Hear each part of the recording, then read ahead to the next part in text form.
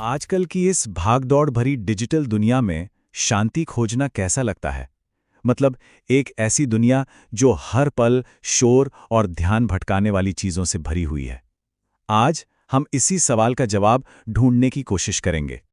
चलिए, एक बहुत ही सीधे सवाल से शुरुआत करते हैं। क्या कभी ऐसा महसूस होता है कि जिस डिवाइस को हम सबको जोड़ने के लिए बनाया गया था, वही असल में कहीं ना कहीं हमारी शांति, हमारे सुकून को छीन रहा है?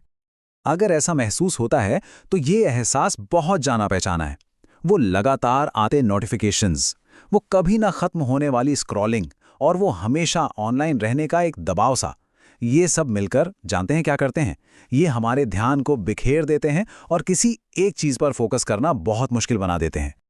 इस साझा अनुभव को, इस बेचैनी को हम डिजिटल अशांति कह सकते हैं। ये वो एहसास है जब टेक्नोलॉजी हमारी मदद करने के बजाय हम पर हावी होने लगती है। लेकिन अच्छी खबर यह है कि इससे बाहर निकलने का एक रास्ता है। तो इस डिजिटल अशांति से बाहर निकलने का रास्ता आखिर है क्या? इसका जवाब डिजिटल न्यूनतम या कह लें कि डिजिटल मिनिमलिज्म की सोच में छिपा हो सकता है। चलिए समझते हैं कि आखिर ये है क्या। तो देखिए, डिजिटल मिनिमलिज्म टेक्नोलॉजी इस्तेमाल करने का एक दर्शन है, एक तरीका है। इसका सीधा सा मतलब है कि अपना ऑनलाइन समय सिर्फ कुछ चुनी हुई और बेहतर गतिविधियों पर लगाना।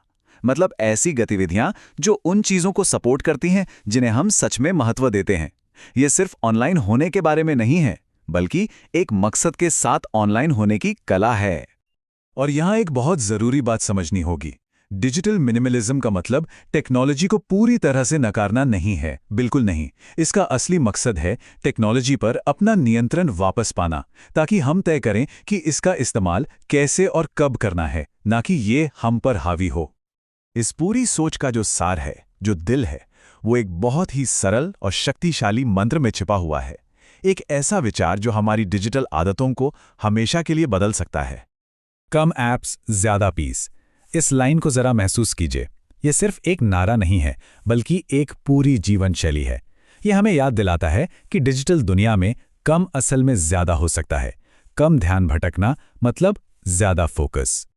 तो इससे फर्क क्या पड़ता है? बहुत बड़ा। एक तरफ है अस्त व्यस्त डिजिटल जीवन, जहां हर नोटिफिकेशन पर बस रिएक्ट किया जाता है, ध्यान हमेशा बिखरा रहता है और दिन के आखिर में थकान महसूस होती है। और दूसरी तरफ है एक न्यूनतम जीवन, जो इरादतन है, फोकस्ड है, ऊर्जा से भरा है और पूरी तरह से हमारे नियंत्रण में है। चुनाव तो साफ है ना?